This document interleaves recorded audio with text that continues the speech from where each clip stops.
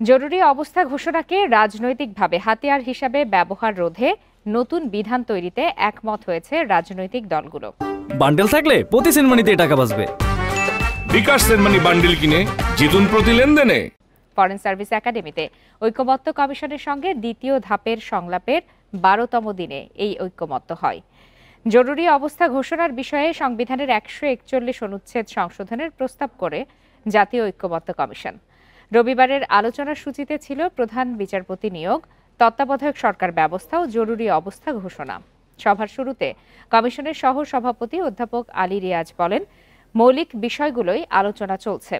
চলতি সপ্তাহেই আলোচনার সুনির্দিষ্ট অগ্রগতির আশা করা হচ্ছে। দ্রুততার সঙ্গে জাতীয় সনদ তৈরির দিকে এগিয়ে যাওয়ার লক্ষ্য।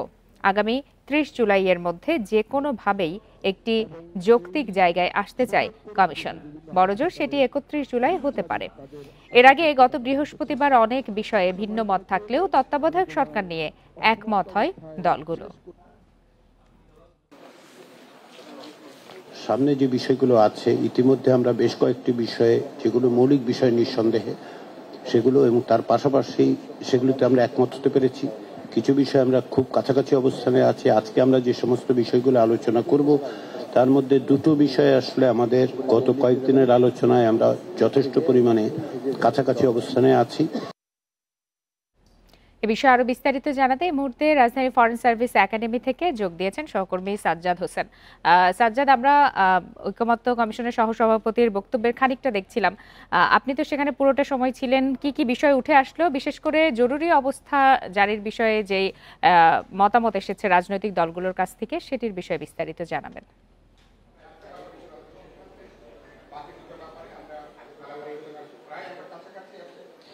জি, আমি যদি একটু বলে রাখি, আজকে কিন্তু জাতীয় ঐকমত্য কমিশনের রাজনৈতিক দলগুলোর সাথে দ্বিতীয় পর্বে 12তম বৈঠক চলছে। এখন মধ্যাহ্ন বিরতি চলছে। কিছুক্ষণ আগে জামাতের যে নায়েবে আমির তিনি কিন্তু আব্দুল্লাহ মোহাম্মদ তাহের কিন্তু আমাদের বলেছেন যে এই যে জরুরি অবস্থা নিয়ে যে সংস্কারের দাবিটি উঠেছিল সেই বিষয়ে কিন্তু রাজনৈতিক দলগুলো অনেকটা ঐক্যমত্যে পৌঁছেছেন। কিন্তু গঠন কি হবে, গঠন কাঠামো নিয়ে কিন্তু পরে আরো বিস্তারিত আলোচনা হবে। কিন্তু যে আমি যদি একটু বলে রাখি, সংবিধানের 141-এর যে সংস্কারের বিষয়টি ছিল জরুরি অবস্থা, আগে কিন্তু রাষ্ট্রপতি যে কোনো দেশের সংকটকালীন সময়ে এবং বহিঃশত্রুর আক্রমণ থেকে দেশকে রক্ষার জন্য কিন্তু যে কোনো মুহূর্তে রাষ্ট্রপতি প্রধানমন্ত্রীর স্বাক্ষর নিয়ে কিন্তু দেশের জরুরি অবস্থা ঘোষণা করতে পারত। কিন্তু এই বিষয়ে কিন্তু কিছুটা পরিবর্তন এসেছে। এখন কিন্তু রাষ্ট্রপতি চাইলেই প্রধানমন্ত্রীর স্বাক্ষরে কিন্তু দেশে জরুরি অবস্থা ঘোষণা করতে পারবে না। তার কিন্তু মন্ত্রী পরিষদের একটি অনুমতি লাগবে, যেখানে থাকবে বিরোধী দলীয় নেতা ও উপনেতারা সেখানে কিন্তু উপস্থিত থাকবে এবং সবার সম্মতিতে কিন্তু দেশে তিনি জরুরি অবস্থা ঘোষণা করতে পারবে। কিন্তু এই বিষয়ে আরো বিস্তারিত আলোচনা হবে, কিভাবে গঠন করা হবে সব বিষয়ে কিন্তু আরো আলোচনা হবে এবং এই বিষয়ে কিন্তু উপরে আলোচনা চলছে।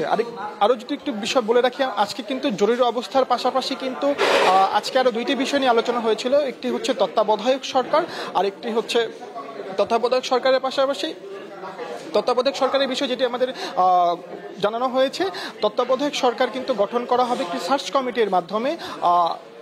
সংসদে যারা থাকবে, উচ্চকক্ষে যারা বিদ্যমান থাকবে, উপস্থিত থাকবে, তারা কিন্তু কয়েকটি নাম কিন্তু সামনে নিয়ে আসবে আলোচনার মাধ্যমে এবং সেখান থেকে কিন্তু একজনকে প্রধান উপদেষ্টা হিসেবে সরকার হিসেবে গঠন করা হবে।